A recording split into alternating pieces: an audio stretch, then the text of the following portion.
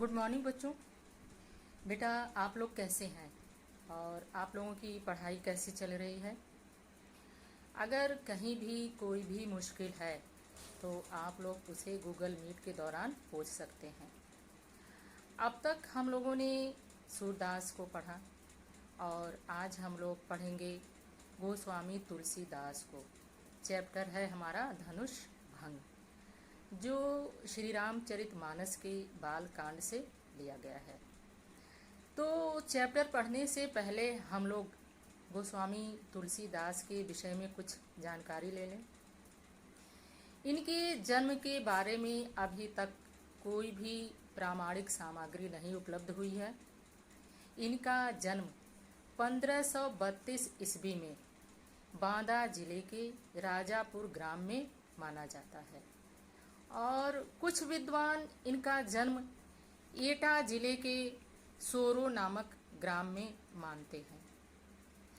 अभुक्त मूल नक्षत्र में जन्म होने के कारण इनके माता पिता इन्हें त्याग दिए और इनके पिता का नाम आत्माराम दुबे और माता का नाम हुलसी था। इनका भरण पोषण संत नरहरिदास ने किया और इन्हें ज्ञान और भक्ति की शिक्षा प्रदान की।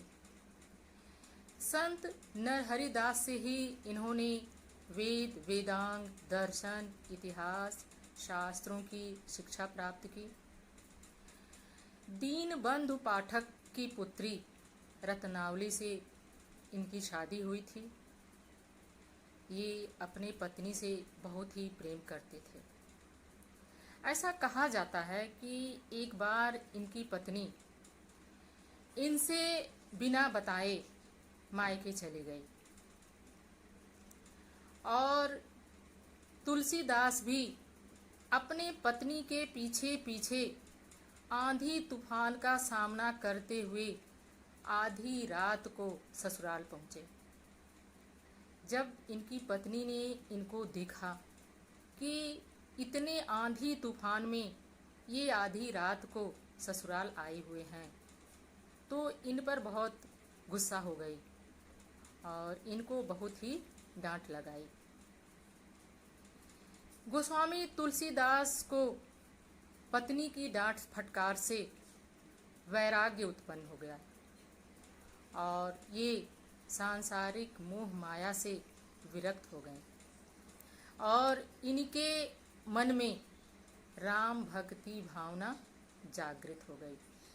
राम की ही कृपा से ये श्री रामचरितमानस की रचना किए और इनकी अन्य भी रचनाएं हैं।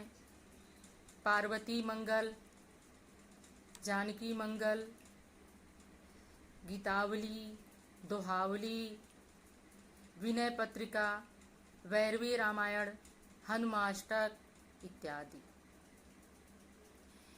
इनकी मृत्यु 1623 ईस्वी में मानी जाती है। इनके मृत्यु के विषय में एक दोहा भी प्रचलित है। संबत 1680 80 गंग के तीर, श्रावण शुक्ला सप्तमी, तुलसी तजो शरीर। इनकी भाषा ब्रज और अवधी है। धनुष भंग, जो कि श्री रामचरितमानस के बाल कांड से लिया गया है, वह अवधी भाषा में लिखा गया है। सीता स्वयंवर की कथा है इसमें। गुरु विश्वामित्र के साथ राम और लक्ष्मण धनुष भंग देखने के लिए जाते हैं और उसी समय का सुंदर वर्णन, सुंदर चित्रण तुलसीदास जी करते हैं। तो बेटा आज हम लोग पढ़ेंगे धनुष भंग। ठीक। धनुष भंग। दोहा। उदित उदयगिरि मंच पर रघुवर बाल पतंग, बिकसे संत सरोज सब हर्षे लोचन भृंग। यह दोहा महाकाव्य श्री रामचरितमानस के बाल कांड से लिया गया है। और प्रस्तुत दोहे में उस समय का मनोहारी चित्रण किया गया है जब गुरु विश्वामित्र की आज्ञा से श्री राम धनुष भंग के लिए मंच से उठ खड़े होते हैं और उस समय उनकी जो शोभा थी, उस मंच की जो शोभा थी, उसी का यहाँ वर्णन किया गया है। उदित उदयगिरि मंच पर रघुबर बाल पतंग, बिकसे संत सरोज सब हर्षे लोचन भृंग। उदित उदय हुआ, उदयगिरि उदयाचल पर्वत जहाँ सूर्य की पहली किरण पड़ती है। रघुबर श्री राम को कहा गया, बाल पतंग प्रातः काल का सूर्य। बिकसे विकसित हुआ, सरोज कमल, हर्षे हर्षित, लोचन नेत्र, भृंग भौरे। ठीक है। तुलसीदास कहते हैं कि जब श्री रामचंद्र जी स्वयंवर सभा में गुरु विश्वामित्र की आज्ञा प्राप्त करके धनुष भंग के लिए उठ खड़े होते हैं तो उनकी शोभा ऐसी प्रतीत हो रही थी कि जैसे मंच रूपी उदयाचल पर्वत पर, मंच रूपी उदयाचल पर्वत पर, ठीक है, रघुबर बाल पतंग, श्री राम रूपी बाल सूर्य उदित हो गया हो और जिसे देखकर संत रूपी कमल, जिसे देखकर संत रूपी सरोज क्या हो गए हैं, बिकसे खिल उठे हैं और उनके नेत्र रूपी भौरे प्रसन्न हो गए हैं, उनके नेत्र रूपी भौरे प्रसन्न हो गए हैं। कहने का भाव यह है कि जब श्री राम मंच से खड़े हुए हैं तो उस समय उस स्वयंवर सभा में जितने ऋषि मुनि देवता उपस्थित थे सभी हर्षित हो उठे हैं, सभी प्रसन्नचित्त हो उठे हैं। ठीक है। नृपन के आशा निशिनाशी, वचन नखत अवलिन प्रकाशी। नृपन राजाओं की निशि रात्रि नासी नष्ट हो गई है। ठीक है। राजाओं की आशा रूपी रात्रि नष्ट हो गई है। कहने का मतलब ये है कि जब श्री राम जी धनुष भंग के लिए मंच से उठ खड़े होते हैं तो उस सभा में उपस्थित राजाओं की सीता को प्राप्त करने की जो इच्छा थी वह क्या हो गई है, नष्ट हो गई है। वचन नखत अवलीन प्रकाशी, और उनके वचन रूपी तारों का समूह चमकना बंद हो गया है, वे मौन हो गए हैं, चुप हो गए हैं।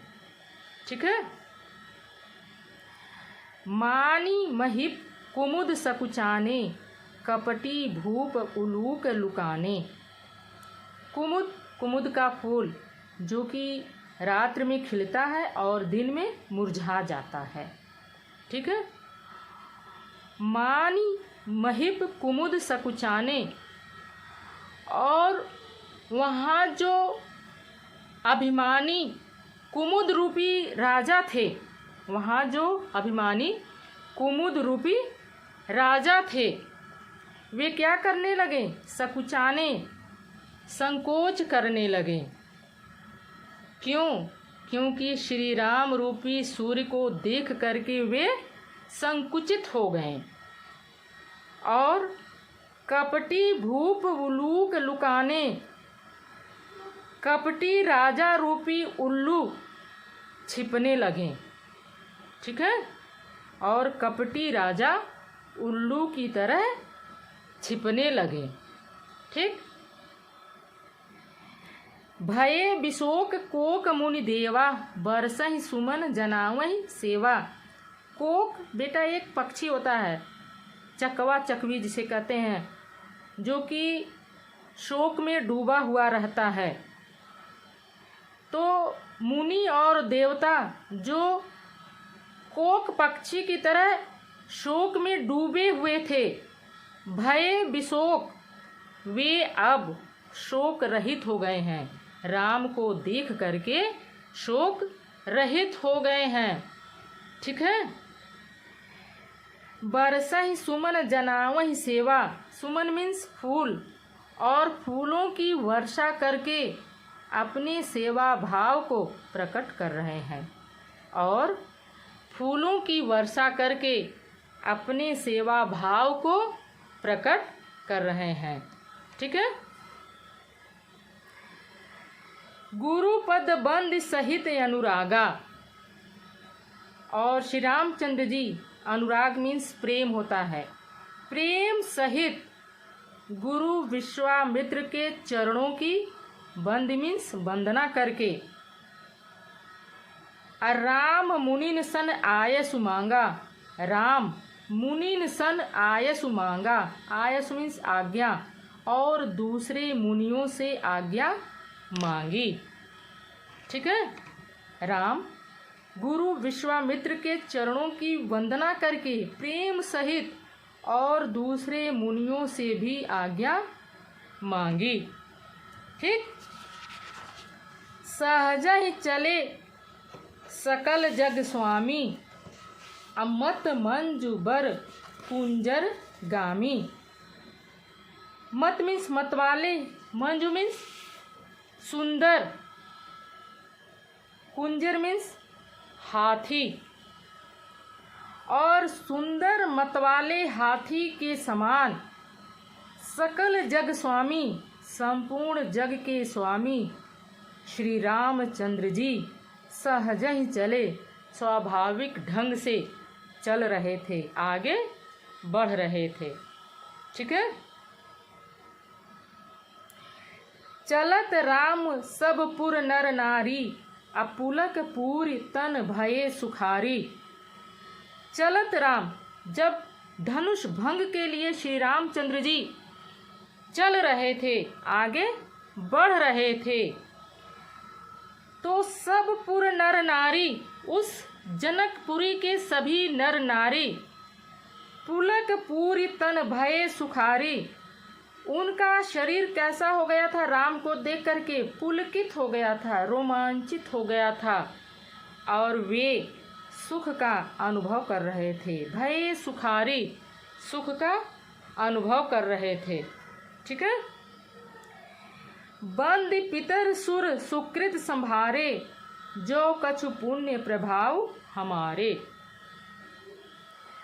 बंद वंदना कर रहे थे, किसकी? पितरों की, सुर देवताओं की। सुकृत संभारे, सुकृत मीन्स अपने पुण्य कर्मों को स्मरण कर रहे थे।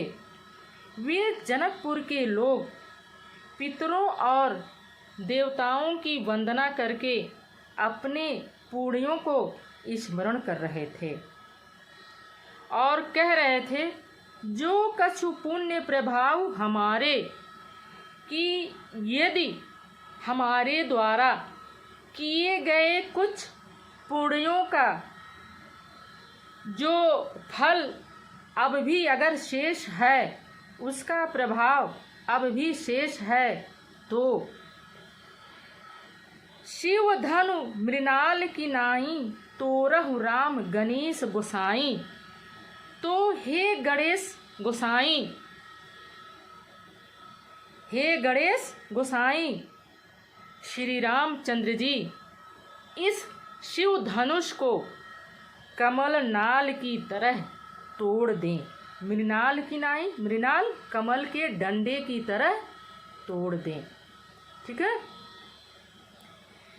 उस जनकपुर के जितने भी नर नारी थे, वे पितरों और देवताओं की वंदना करके अपने पुण्यों को स्मरण कर रहे थे और कह रहे थे कि यदि हमारे पुण्य का तनिक भी प्रभाव बचा हुआ है तो हे गणेश भगवान, इस शिव धनुष को रामचंद्र जी मृणाल की नाही कमल नाल की तरह तोड़ दें। क्लियर बेटा, आगे चलें। राम ही प्रेम समेत लखी सखिन समीप बुलाई, सीता मातु सनेह बस बचन कहु बिल खाई।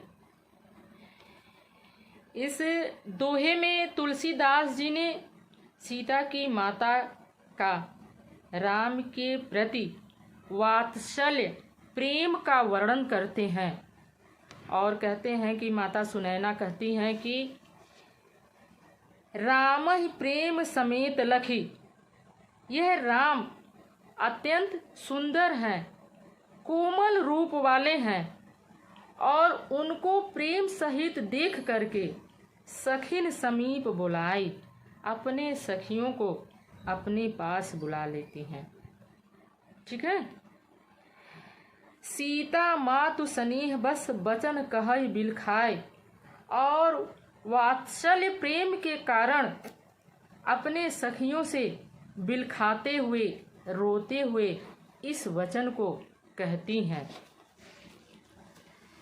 सखी सब कौतुक देख निहारे, अजेव कहावत ही तू हमारे। माता सुनैना कहती हैं कि हे सखी, सब कौतुक आश्चर्य से देख निहारे देख रहे हैं। जेव कहावत ही तू हमारे, जो लोग हमारे हितैषी हैं, जो हमारा हित चाहने वाले हैं, वे लोग भी आश्चर्य से देख रहे हैं। ठीक है। को न बुझाई कहीं गुर पाही, ये बालक असिहट भली नाही। को न बुझाई, कोई भी समझाता नहीं है, गुरु पाही, गुरु विश्वामित्र को, कोई भी गुरु विश्वामित्र को समझाता नहीं है। ये बालक असिहट भली नाही, कि ये तो अभी कोमल बालक हैं और इस प्रकार का हठ अच्छा नहीं है। ये तो अभी बालक हैं और इस प्रकार का हठ अच्छा नहीं है। रावण बाण छुआ नहीं चापा, हारे सकल भूप करी दापा। रावण बाण, बाणासुर, छुआ नहीं चापा, चापा मीन्स धनुष को। रावण और बाणासुर जैसे वीर योद्धा धनुष को छुए तक नहीं। हारे सकल भूप करी दापा, और सारे राजा अपने घमंड को हार करके जा करके चुप हो करके बैठ गए हैं। ठीक है। सो धनु, उस धनुष को राजकुंवर कर देही, कर मीन्स हाथ में, और उसी धनुष को गुरु विश्वामित्र इस राजकुमार के हाथ में दे रहे हैं। अब बाल मराल की मंदर लेही, बाल मराल हंस का बच्चा, मराल मीन्स हंस है, बाल मराल हंस के बच्चे को कि मंदर लेही, मंदर मीन्स मंदराचल पर्वत उठाने के लिए कहा जा रहा है।